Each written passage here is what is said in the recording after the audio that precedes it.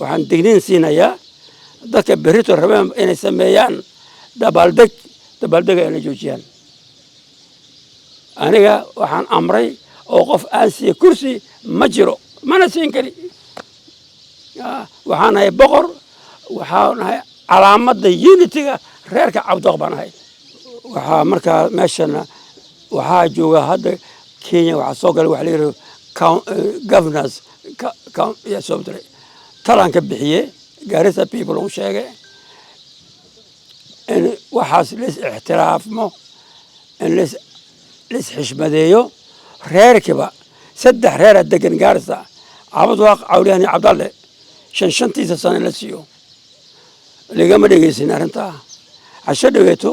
fidman laga soo sameeyay Nairobi yaa hortimid afar nin ayaa la hor keenay afarta laba waa my family labana waa reerihii kale cawdaaq dadka soo sameeyay waxay ujeedada ahayd in aanay u kashifaan waxeebayaan waan gartay waan la hadlay ordoosa soo bixiyaan halkoonin waxaan yiri kaxa idinka iska soo bixiya 2027 not now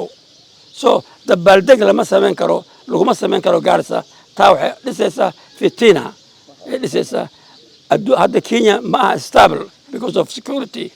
taasan ka digniin bixinaya waana digniin mar labaad baan bixiyay this is my last warning